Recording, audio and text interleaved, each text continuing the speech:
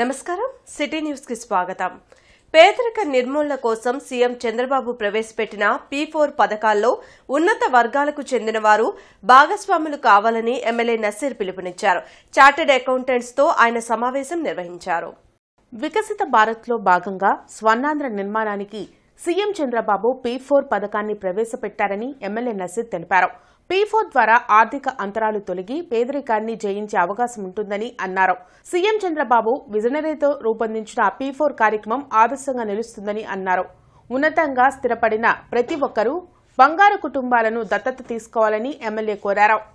పేదరికం లేనటువంటి సమాజ నిర్మాణం కోసం గౌరవ ముఖ్యమంత్రి గారు P4 మోడల్లో సమాజంలో అభివృద్ధి చెంది ఉన్నతమైనటువంటి స్థానాల్లో ఉన్నటువంటి 20% మంది, పేదరికంలో ఉన్నటువంటి 80% మందిని ఆదుకునేటువంటి కార్యక్రమాన్ని ఏర్పాటు చేసి ఈరోజు సమాజంలో అన్ని వర్గాల వాళ్ళని కలుస్తూ ఉన్నాం. ప్రతి ఒక్కరూ కూడా ఈరోజు చంద్రబాబు నాయుడు గారు తీసుకున్నటువంటి ఈ ఆలోచన విధానాన్ని ప్రజల్లోకి తీసుకుని వెళ్ళి పూర్తిగా 2029కి ఏదైతే వికసిత్ భారత్ స్వర్ణాంధ్ర 2047లో భాగంగా జీరో పావర్టీ, పూర్తిగా పేదరిక నిర్మూలన అయినటువంటి సమాజాన్ని నిర్మాణం చేయడానికి మేమందరం కూడా ముందుకు సాగుతామని చెప్పి ఈ సందర్భంగా తెలియజేస్తా ఉన్నాం. ఎమ్మెల్యే సూచనలతో తమ వంతు సాయం అందిస్తామని ఐసీఏ ప్రతినిధులు తెలిపారు. కార్యక్రమంలో association chairman Raghunandan, vice chairman Muppalla Subbarao తదితరులు పాల్గొన్నారు. జనాల్లో ఒక అపోహ ఉంది, P4 అంటే డబ్బులు పెట్టాలి అని ఒక అపోహ ఉందని. కాదండి, ఫైనాన్షియల్ లిటరసీ ప్రోగ్రామ్స్ కానీ, ప్లానింగ్ కానీ, ఎవరైనా చిరు వ్యాపారులు ఉండే వాళ్ళకి ఏమన్నా లోన్లు కావాలన్నా ఎట్లా లోన్ తీసుకోవాలి, ఏ లోన్ తీసుకుంటే ఎంత వస్తుంది, బ్యాంక్ ద్వారా తీసుకొని తక్కువ వడ్డీకి తీసుకొని వాళ్ళకి చిన్న వ్యాపారం పెట్టించుకుంటే వాళ్ళ లైఫ్, వాళ్ళ ఫ్యామిలీ బాగుంటుంది. ఇట్లాగా ఎవరికి తోచనైంది చేతనైంది సహాయం వాళ్ళు చేసుకుంటూ అందరి ప్రజల ఒక లైఫ్ స్టైల్ అప్స్కిల్ చేయడానికి మేము ప్లాన్ చేస్తాం. ఇంటర్నెట్ చరిత్రలో సంచలనం సిటీ బ్రాడ్బ్యాండ్. ఇప్పుడు ఇంటింటికి ఇంటర్నెట్, సిటీ నుంచి గ్రామం వరకు అదే స్పీడ్. మీరు ఈ రోజే సిటీ బ్రాడ్బ్యాండ్ కుటుంబంలో చేరండి. పొన్నూరులో జనసేన పార్టీ ఎదుగుదలను తొక్కేసే ప్రయత్నం చేస్తున్న వారిని ఎవ్వరినీ వదిలేది లేదని జనసేన పార్టీ నాయకులు కిలారి రోసయ్య హెచ్చరించారు. కృష్ణనగర్లోని తన కార్యాలయంలో జనసేన పార్టీ నాయకులు కిలారి రోసయ్య మీడియాతో మాట్లాడారు. రేషన్ డీలర్ బర్నేబాస్ హత్య కేసులో నాకు నోటీసులు వచ్చాయని, మీడియాలో అసత్య కథనాలు వచ్చాయని తెలిపారు. ఆ కేసుకు నాకు, నా కుటుంబానికి సంబంధం లేదన్నారు. ఇది కేవలం పార్టీలో నా ఎదుగుదలను ఓర్వలేక ఇటువంటి ప్రచారాలు చేస్తున్నారని మండిపడ్డారు. రేషన్ వ్యాపారుల మధ్య జరిగిన గొడవ కారణంగా బర్నేబాస్ హత్య జరిగిందని పేర్కొన్నారు. తమపై బురద జల్లే వారిపై చట్టపరమైన చర్యలు తీసుకుంటామని హెచ్చరించారు. ఈ కార్యక్రమంలో పొన్నూరు జనసేన పార్టీ నాయకులు పాల్గొన్నారు. కానీ రాజకీయంగా ఓరవలేక ఊరిని బురద వేసే కార్యక్రమం చేపడతా ఉన్నారు. నేను గతంలో కూడా చెప్పా, పోయిన ప్రెస్ మీట్లో ఒక వెధవలని మళ్ళీ చెప్తా ఉన్నా. అదే వెధవకి బర్నబాస్ని హత్య చేసిన దాంట్లో ఆ రేషన్ షాప్లో ఉన్న గ్రూప్ తగాదాల వల్ల ఇది జరిగిందనేది అందరికీ తెలిసిన విషయమే. ఆ మనుషులు ఎవరు, వాళ్ళ మీద ఎవరెవరు వాళ్ళు ఒప్పుకొని కేసులో చంపించింది ఒప్పుకున్నారో అవన్నీ కూడా ఆ రోజు పోలీసు విచారణలో తేలింది. అది వాళ్ళకి విచారణ జరుగుతూ ఉంది వాళ్ళ మీద. అంతేగాని ఇవాళ రాజకీయంగా ఎక్కడ రేపు నేను మళ్ళీ పొన్నూరు వస్తానని ఒక భయంతో ఊరినే బురదేసే కార్యక్రమం ఇదంతా. అఖిల భారత చిరంజీవి యువత ఆధ్వర్యంలో మెగాస్టార్ చిరంజీవి జన్మదిన వేడుకల వారోత్సవాలు ఆగస్టు 15వ తేదీ నుండి 22వ తేదీ వరకు గుంటూరులో జరగనున్నాయి.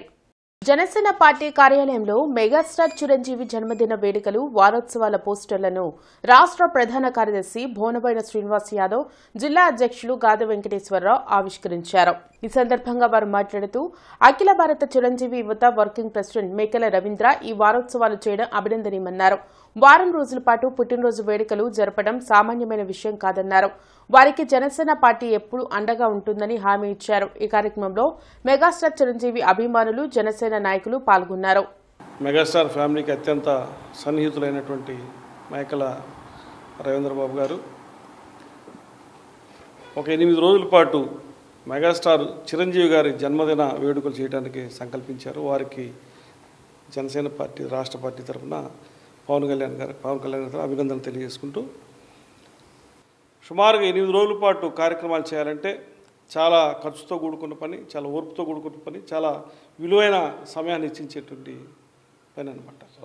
అటువంటి కార్యక్రమాలను కూడా సొంతగా వారు ఈ కార్యక్రమాన్ని చేపట్టడం, వారికి జనసేన పార్టీ తరఫున అన్ని రకాల అండదండలు అందించడం, ప్రతి ప్రోగ్రాం కూడా సక్సెస్ అయ్యే విధంగా ఆ చుట్టుపక్కల ఉన్నటువంటి జనసేన పార్టీ కార్యకర్తలందరూ కూడా కృషి చేస్తారని చెప్పి ఈ సందర్భంగా తెలియజేస్తాను. అట్లాగే 1 వీక్ కాదు 1 మంత్ అయినా చేయొచ్చు చిరంజీవి గారి పేరుతో. ఎందుకంటే ఆయన చేస్తున్న సామాజిక సేవల ముందు మేము చేసేది చాలా తక్కువైనప్పటికీ కూడాను ఆయన స్ఫూర్తి ప్రదాతగా నిలబడ్డారు. ఈ రోజున భారతదేశంలో ఒకే ఒక నటుడు కోవిడ్ టైంలో కానీ ఇంకా ఇతర సేవా కార్యక్రమాలు, రక్తదాన నేత్రదాన కార్యక్రమాలు కానీ ఏది తీసుకున్నా కూడా చిరంజీవి గారు stands number 1 in service activities. తమ కంపెనీలో పనిచేస్తున్న కృపావరం తనపై లైంగిక వేధింపులకు గురిచేసిందే కాక తమపై అక్రమ కేసులు బనాయించడాన్ని తట్టుకోలేక ఏటుకూరుకు చెందిన నల్లగా కిరణ్మై ఆత్మహత్య యత్నం చేసింది. ఏటుకూరుకు చెందిన కృపావరం మంచివాడని నమ్మి తమ కంపెనీలో ఉద్యోగం ఇస్తే తన భార్య పట్ల అసభ్యంగా ప్రవర్తించాడని నల్లగా శివకుమార్ తెలిపారు. పైగా తమపైన అక్రమ కేసులు బనాయించాడని ఆవేదన వ్యక్తం చేశారు. ఈ విషయాన్ని జీర్ణించుకోలేక తన భార్య సెల్ఫీ వీడియో తీసి ఆత్మహత్యాయత్నానికి ఒడిగట్టిందని అన్నారు.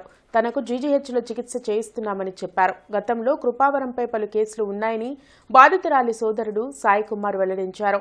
పోలీసులు కృపావరంపై కఠిన చర్యలు తీసుకోవాలని కోరారు. కిరణ్ అనే అమ్మాయి మా అక్కయ్య గారండి.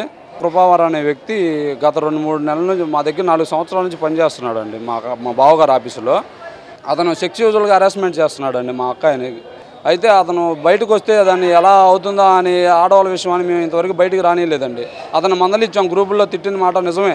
సోమవారం రోజు గ్రీవెన్స్ జరుగుతుందని తెలుసుకొని అక్కడికి వెళ్ళి తప్పుడు కేసుతో పెట్టి మా బావగారి పేరైనా 7.5 లక్షలు తీసుకున్నాడని తప్పుడు వ్యవహారం చేసి తప్పుడు కేసులు పెట్టాడు సార్ గ్రీవెన్స్లో. ఇతను తిట్టిన మాట నిజము, అతను రాజీ పడింది, బైండ్ ఓవర్ అయింది కూడా మన నల్లపాడు పోలీస్ స్టేషన్లో మేడం గారు మాట్లాడారు. బైండ్ ఓవర్ కేసు కూడా ఉంది, సంతకాలు కూడా పెట్టింది.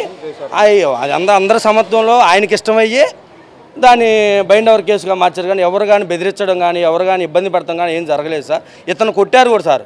వీళ్ళు బెదిరించారని కూడా మేడం గారు 3 కొట్టారు. మీరు ఎందురా బెదిరించడం, ఆడపిల్లని తిట్టేది ఎందురా మీరు, మీ అమ్మ వాళ్ళమ్మ కాదా, వాళ్ళమ్మ మీ అమ్మ కాదని అది జరిగింది. అది సీఏ గారికి తెలుసు, ఎస్ఐ గారికి కూడా తెలుసు. లోక్ జనశక్తి పార్టీ కార్యవర్గ సమావేశం అరండల్పేటలో జరిగింది. ముఖ్య అతిథిగా పార్టీ రాష్ట్ర అధ్యక్షులు చందోలు సత్యనారాయణ హాజరయ్యారు. అరండల్పేటలో జరిగిన లోక్ జనశక్తి పార్టీ నూతన కార్యవర్గ సమావేశంలో జిల్లా అధ్యక్షుడిగా మేడేద ప్రకాష్ బాబును నియమించినట్లు రాష్ట్ర అధ్యక్షులు చందోలు సత్యనారాయణ తెలిపారు. అంబేద్కర్ ఆశయాలకు అనుగుణంగా లోక్ జనశక్తి పార్టీ పనిచేస్తుందన్నారు. లోక్ జనశక్తి పార్టీని దేశవ్యాప్తంగా బలోపేతం చేస్తున్నట్లు తెలిపారు. అందులో భాగంగా రాష్ట్రంలోని అన్ని జిల్లాలలో నూతన అధ్యక్షులను మరియు కార్యవర్గాన్ని ఏర్పాటు చేస్తున్నట్లు వెల్లడించారు. లోక్ జనశక్తి పార్టీలో ఎస్సీ, ఎస్టీ, బీసీ, మైనార్టీలకు పెద్దపీట వేస్తున్నట్లు తెలిపారు. ఈ కార్యక్రమంలో పలు దళిత సంఘాల నేతలు పాల్గొన్నారు. ఎస్సీ, ఎస్టీ, బీసీ, మైనార్టీలని రిజర్వ్డ్ సీట్లే కాకుండా మామూలుగా జనరల్ సీట్లలో కూడా అందరూ పోటీ చేసే అవకాశం ఇచ్చి గెలిపించాలని, తర్వాత ఈ కులాల వారు ఎక్కడ నిలబడ్డా కానీ అందరూ కూడా మద్దతు ఇచ్చి వీళ్ళకి సహాయ సహకారాలు అందించాలని నేను లోక్ జనశక్తి పార్టీ రామవిలాస్ తరఫున నేను కోరుతా ఉన్నాను. ఇంటర్నెట్ చరిత్రలో సంచలనం సిటీ బ్రాడ్బ్యాండ్. ఇప్పుడు ఇంటింటికి ఇంటర్నెట్, సిటీ నుంచి గ్రామం వరకు అదే స్పీడ్. మీరు ఈ రోజే సిటీ బ్రాడ్బ్యాండ్ కుటుంబంలో చేరండి. కొప్పురావూరు గ్రామంలో వేంచేసిన శ్రీ రాములమ్మ తల్లి అమ్మవారి దేవస్థానంలో సహస్ర కలశ జలాభిషేకం అత్యంత భక్తి శ్రద్ధలతో అంగరంగ వైభవంగా జరిగింది. శ్రావణ మాసం తొలి మంగళవారాన్ని పురస్కరించుకుని భక్తులు పెద్ద సంఖ్యలో కలశాలతో కనక తప్పెట్లతో గ్రామంలో ఊరేగింపు జరిపి శ్రీరాములమ్మ తల్లికి అత్యంత భక్తి శ్రద్ధతో జలాభిషేకం చేశారు. అనంతరం పోతురాజు స్వామి, నాగేంద్ర స్వామి, మహాలక్ష్మి అమ్మవార్లకు ప్రత్యేక పూజలు నిర్వహించారు. ఈ సందర్భంగా శ్రీరాములమ్మ తల్లి భజన బృందం సభ్యులు కాలిశెట్టి నాగరాజు మాట్లాడుతూ భక్తులు కోరిన కోరికలు తీర్చే అమ్మవారికి జలాభిషేకం చేయడం భక్తుల పూర్వజన్మ సుకృతమని అన్నారు. అమ్మ దయతో మా గ్రామంతో పాటు పరిసర ప్రాంతాలు, రాజధాని దినదినాభివృద్ధి చెందాలని, విశ్వశాంతి జరగాలని అన్నారు. ఈ కార్యక్రమంలో గ్రామ పెద్దలు, మహిళా భక్తులు పెద్ద సంఖ్యలో పాల్గొన్నారు. అనంతరం అమ్మవారి అన్నప్రసాద వితరణ జరిగింది.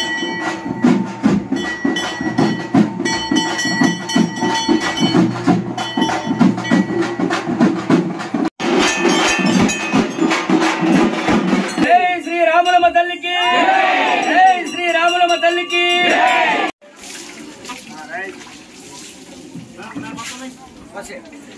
గ్రామంలో వెలిసేసినటువంటి గ్రామదేవత శ్రీ రాములమ్మ తల్లికి ఈరోజు గ్రామ ప్రజలు, పెద్దలు, భక్తులు, ఆడవాళ్ళు, రాములమ్మ తల్లి మా భజన బృందం, మా సేవకులు అందరం కలిసి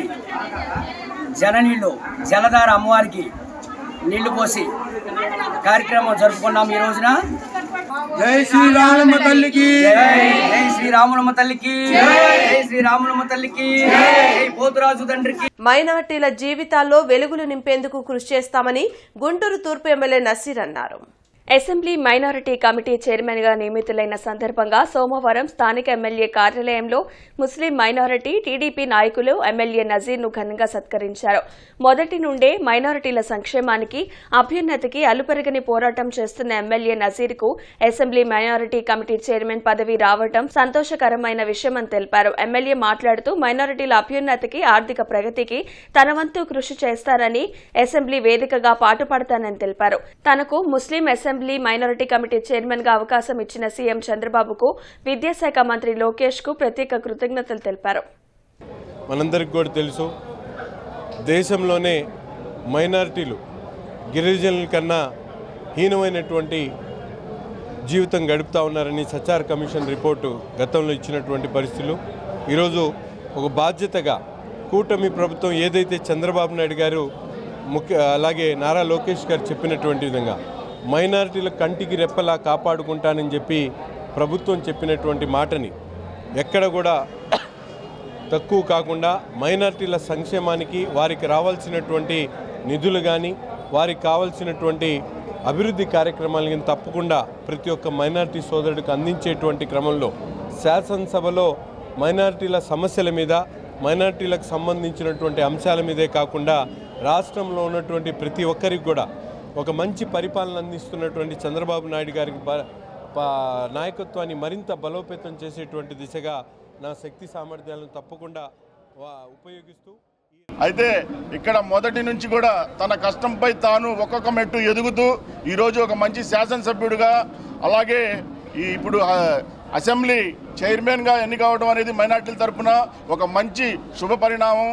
ఇంకా రానున్న రోజుల్లో మా ఎమ్మెల్యే నసీర్ గారిని దేశవ్యాప్తంగా ముస్లింలకు ఉపయోగపడే విధంగా మేమందరం కూడా మద్దతు కూడగట్టి ఆయన ఒక పెద్ద నాయకుడిగా నిలబెట్టాలనే ఒక మంచి ఉద్దేశంతో ప్రతి ఒక్కళ్ళం ఐకమత్యంగా ముస్లింల తరఫున మా నసీర్ గారిని ఒక మంచి నాయకుడిగా, రాష్ట్రంలో ఆల్రెడీ ఆయన రాష్ట్ర నాయకుడు అయితే ఆయన్ని దేశానికి ఉపయోగపడే నాయకుడిగా తీర్చిదిద్దే క్రమంలో మేమందరం కూడా ఏకతాటిగా ఒకటిగా ఉండి ఆయన్ని మంచి నాయకుడిగా తీర్చిదిద్దామని చెప్పి ఈ సందర్భంగా చెప్తా ఉన్నాం. ఈ వార్తలు ఇంతటితో సమాప్తం. నమస్కారం.